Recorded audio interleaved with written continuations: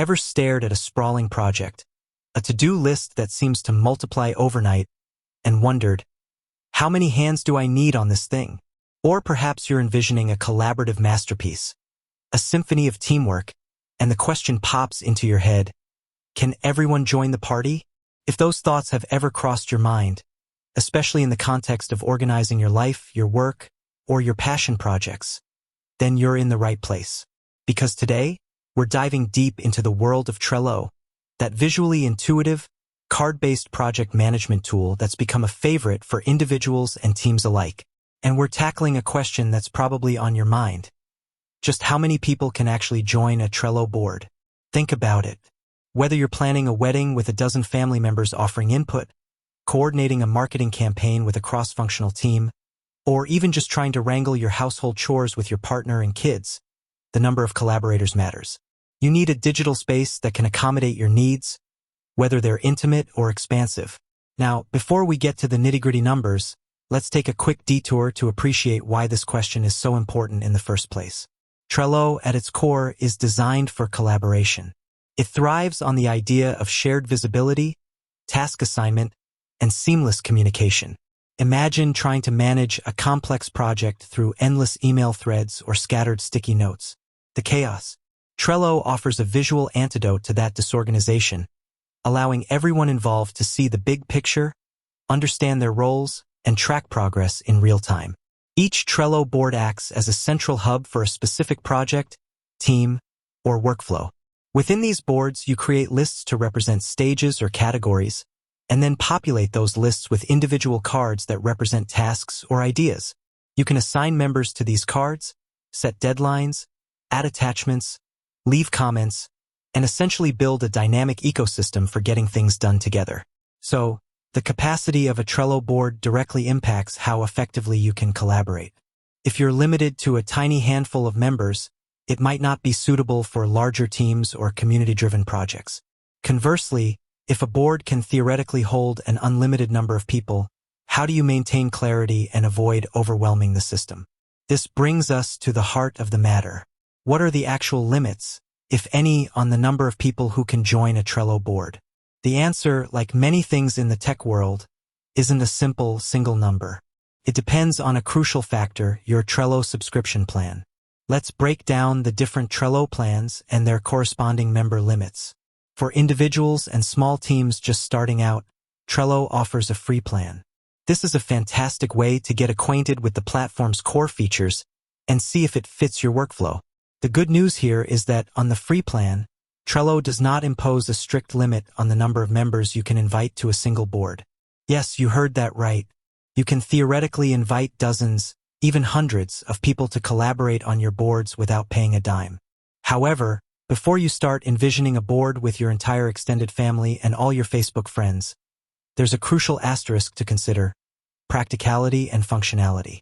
While Trello doesn't technically cap the number of free members on a board, having an excessively large number of people can lead to a few challenges. Firstly, information overload. Imagine a board with hundreds of cards, each being updated by numerous individuals. It can become incredibly difficult to track what's important, filter out the noise, and maintain a clear overview of the project's progress. Finding specific information or following conversations can become a Herculean task. Secondly, notification fatigue. Every action taken on a Trello board generates notifications. With a large number of members, you could find your inbox flooded with updates, many of which might not be directly relevant to you. This can lead to ignoring notifications altogether, defeating the purpose of real-time collaboration. Thirdly, board performance. While Trello is generally quite robust, a board with an extremely high number of members and a constant stream of activity might experience some performance slowdowns. This could manifest as slightly longer loading times or delays in updating information. So, while the free plan doesn't have a hard numerical limit, in practice, you'll likely find that boards with a moderate number of well-defined collaborators are the most efficient and manageable. For smaller teams, personal projects, or collaborations with a limited number of stakeholders, the free plan can be incredibly powerful. Now, let's move on to Trello's paid plans, which are designed to cater to the needs of growing teams and organizations with more complex workflows. These plans, typically standard, Premium, and Enterprise offer a range of additional features, enhanced security, and increased administrative control. Interestingly, the member limits on individual boards remain the same across these paid plans. There is still no hard limit on the number of members you can invite to a single board. That's right. Whether you're on the standard, premium, or even the enterprise plan, Trello doesn't technically restrict the number of people who can be part of a specific board. This highlights Trello's philosophy of flexibility and its focus on enabling collaboration regardless of team size. However, just like with the free plan, the practical considerations of managing a board with a very large number of members still apply.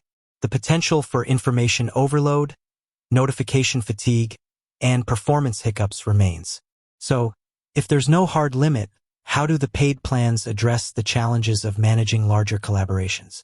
They do so by offering a suite of features that help to organize, filter, and control information flow, even within a board with many members. For example, advanced search and filtering capabilities in the paid plans allow you to quickly find the information you need. Even within a sea of cards and activity, you can filter by member, due date, labels, keywords, and more, making it easier to focus on what's relevant to you. Advanced permissions and observer roles in the higher-tier plans provide more granular control over who can do what on a board. You can designate certain members as observers who can view the board but not make changes, which can be useful for keeping stakeholders informed without granting them full editing access. Templates and automation features help to standardize workflows and reduce repetitive tasks, which can be particularly beneficial when coordinating a large team. With that said, thanks for watching, and until next time.